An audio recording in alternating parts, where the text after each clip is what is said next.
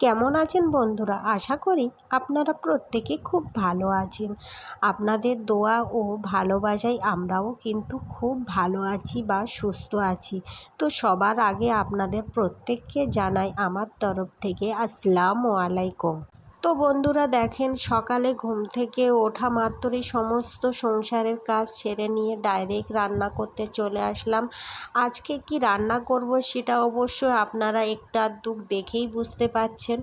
আজকে বাড়িতে বিরিয়ানি বানাবো। আপনাদের দাদাভাই এত সুন্দর মাংস নিয়ে আসলো না, পেঁয়াজি মাংস, ওটা দেখেই মনে হলো আজকে বিরিয়ানি বানাই। ওই জন্যে চটপট সকালের নাস্তাটা সেরে নিলাম। সেটা আপনাদেরকে আর দেখালাম না যে বিরিয়ানি বানাতে গেলে একটু সময় লাগবে।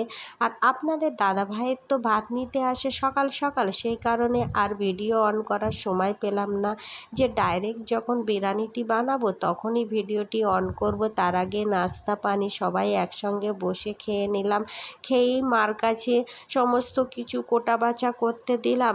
মা ওদিকে কোটা বাছা কিছু করে নিল, আপনাদের দাদাভাই দোকানে বেরিয়ে চলে গেল।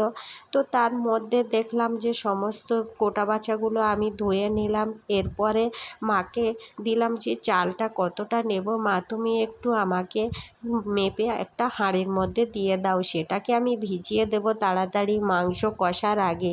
তো মাংসটা আপনাদের দাদাভাই আজকে যা এনেছিল না, একদম ফাটাফাটি। প্রথমে মাংসটা দেখেই তো আজ মনে হলো যে আজকে বিরিয়ানিই বানাই, আর অন্য কিছু আর রান্না করব না। মাংসটা এত ইয়াজি না, এইরকম ইয়াজি মাংস খেতে আমার মতো কে কে পছন্দ করে। সেই সাথে কিন্তু আপনাদের দাদাভাই তো ভালোবাসে আর আমিও। তো আমার মতো কে কে ভালোবাসে বা আপনার দাদাভাইয়ের মতো, সেটা একটা কমেন্ট করে অবশ্যই আমাকে জানাবে। আর এই রকম ইয়াজি মাংস দেখে মনে হলো যে আজকেই বিরিয়ানি ছাড়া আর অন্য কিছু আর বানাবো না। যেই মনে হলো সেই কাজ শুরু, আর সেই রান্না বান্না সেই একই রকম প্রত্যেক দিনের মতো চুলায় রান্না করতে শুরু করলাম। আর চুলাতে বিরিয়ানি বানালে সবথেকে বেশি ভালো হয় গ্যাসের থেকে। আমার তো মনে হয় যখনই কাঠের চুলায় বিরিয়ানি বানাবেন তখন দেখবে ওর টেস্টটা অন্য রকম হয়। আমার মতো কে কে এই রকম টেস্টওয়ালা বিরিয়ানি বানাতে ভালোবাসে কাঠের চুলাতে, অবশ্যই আমাকে একটা কমেন্ট করে আপনারা জানাবেন।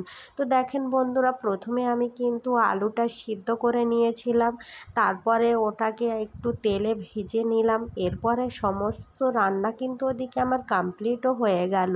আলু ভাজা হয়ে গেল, পেঁয়াজ লাল করা হয়ে গেল, তার মধ্যে সমস্ত মশলাপাতি এক জায়গায় করে নিয়ে আসলাম। আর ওদিকে ভাতটা হচ্ছে, ভাতটা হয়ে আসলেই আমি শুরু করে দেব বিরিয়ানি সাজাতে।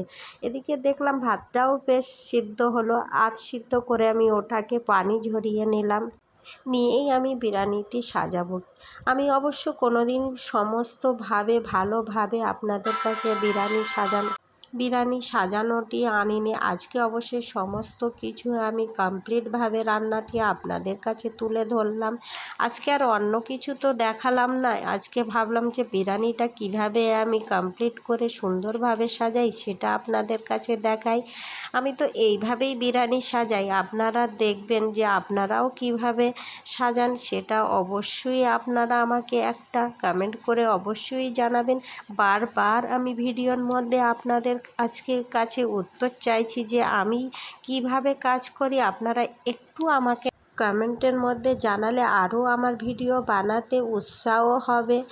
তো দেখেন বন্ধুরা, অনেক তো গল্প হলো, গল্পের মধ্যে দিয়ে এর সঙ্গে সঙ্গে আমি কিন্তু বিরিয়ানিটা সাজাচ্ছি। আর যখন বিরিয়ানিটা সাজাই তখন আমি উনান থেকেই নিচেই হাঁড়ি বসিয়েই সাজাই, নতুবা এই যে উনানে কাঠটা জ্বলে না, ওটার নিচেই লেগে যেতে পারে। সেই জন্যে এটা কমপ্লিটভাবে সাজিয়ে নিয়ে তারপরে এটাকে আমি উনানের উপরে বসিয়ে দেই। প্রায় আধা ঘন্টা ধরে ভাবাই। আধ ঘন্টা ধরে না ভাবলে ভাতটা সুন্দরভাবে ভাবে না। কত সুন্দরভাবে সাজালাম দেখেন।